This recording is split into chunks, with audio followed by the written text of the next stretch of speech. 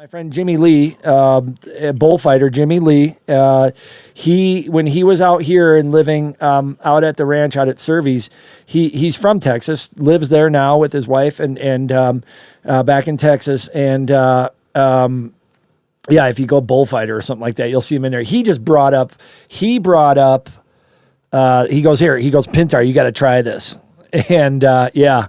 He turned me onto that ranch water originally, and that's why I gravitated to that one anytime I could find it. Yep, I think that is the sexiest thing. Yeah, like him. In rodeo is the bullfighters, man. Like like watching the bullfighters only. Yeah, is unbelievable what those guys do. Like having Blake in. Blake is, and thank you, man, for that, dude. Like us talking shit about Blake a little bit got him in here. He was like, he knew he was one of those guys. Like I was like.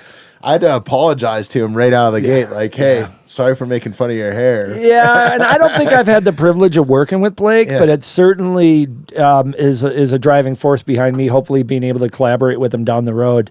I started doing that a lot. More so with any rodeo now that I'm at. Again, I'm comfortable shooting in the arena, but sticking around sometimes when that bull is doing what it's doing, I tended to scurry away a little quicker than I wanted to because I also want to get those shots of the bullfighters.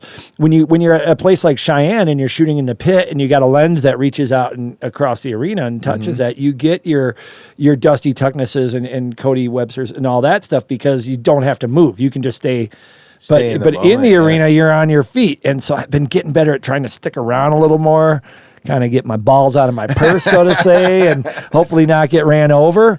Would you say get your balls out of your purse? Yeah, pretty much. That's awesome. That's pretty much it. Look at Jimmy Lee. He was one of the first guys that kind of helped me go. He'd be, hey, Pintar, just stick around a little bit. This bull does this, and when you get to know these guys, they'll tell you what that bull typically will do, even after that rider's bucked off.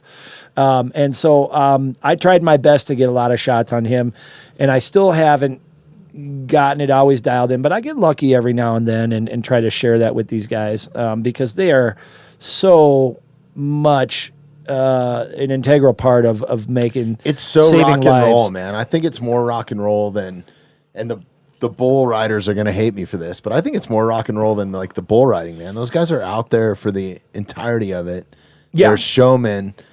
And I mean, I don't think that people truly understand. Well, this just goes back to the same thing I keep saying, like until you walk in their shoes, what these guys are actually doing. Oh, yeah. I think going to a rodeo is just a spectator. Like you can kind of get a little glimpse of it, but man, it's neat in the arena. It is so cool. Like it is very rock and roll, man. Like high level. There's a reason why these guys, when they get done and they know they may have very well saved a life right then and there. There's a reason why they're fist pumping or high fiving each other because they did a great job. Okay, on to the next. We got 15 more riders here. Blake brought it up. He said, and I didn't really think about it as much until he brought it up in your talk with him.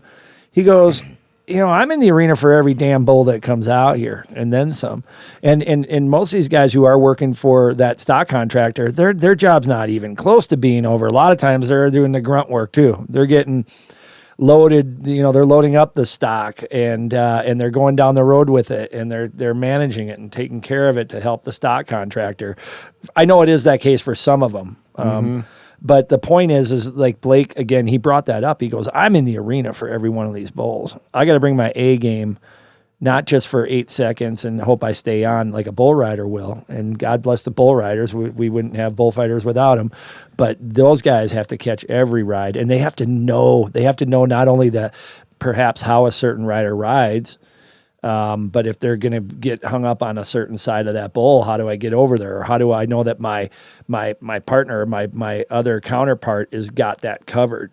And how do I make sure that I'm right there one step ahead or behind to make sure that I'm saving these lives and not letting down my team? Those guys are so badass. Like Blake telling that story, he has a highlight reel where this bull just gets him like up against the fence or the chutes. And picks him up by his jaw, and I think they saw the bull's horns off a little bit, right? So they have to be a diameter at the tip. They can't be like that old Bugs Bunny thing where he's taking a pool chalk and sharpening it, or like dude, you got to pull that up. That is, I haven't seen that. Dude, I am a Looney Tunes freak. I love, man. Remember that? He's like, so good. I got to show my kids these, man, because they'll laugh their asses off. Oh, for sure. Yeah. Well, and then the bulls in Spain, they keep their points and their tips. I think they should. Have you ever been to one of those? No, we talked about that, and you guys even talked about it too. Oh, because my God, that's another thing that I have no business interfering with their culture. Dude. I would love to, and again, I don't. We've done this before, and you guys even talked about it. I think you and Blake brought it up too. It's an amazing deal, and it's their culture. I get scolded sometimes from some PETA people or animal lovers, and I try my best to just constructively respond and say, hey, then we should do it on this platform. You just gave me another On the Mountainside series. Me and Mike Pintar go to Spain to shoot a bullfight, a legitimate one. And we bring PETA with us. And we bring Blake and Dusty Tuckness. Yeah. And oh my gosh, those guys. Put them in Matadorian. Those bulls are the real deal. But I respect what they do with that animal and their love for it. And matadors are you know what's crazy about that? What's that? I'm sorry, I just totally interrupted you. No, not at all. No, all I wanted to say was just that what they're doing is what they're doing, and what we're doing is what we're doing. And again, it comes back to what we talked about earlier. Try to understand the side of it. You don't have to agree with it. I could not kill a bull that way, an animal, but that is tradition to them. And all right, and it has been for thousands of years, right? Yeah, as far as I know. Like longer than gladiators were around, like Roman gladiators. They were fighting bulls in Spain, I think. Yeah. And Derek, you might have to look this up. Like, what's the history? There he is. That's so badass. That is the greatest, man. Look at those horns. So so you can't have that. Look at that. Don't let me forget. Let's just end the podcast now and spend the rest of the night with tequila watching Bugs Bunny. There it is, man. Elephant. Yeah, it just. Yeah, you got to put a pin in this. We're watching the whole thing. I remember this where he just sits there and he spits them all out. Dude, he's got a gun up his ass right now, and he's shooting bullets out of his horns.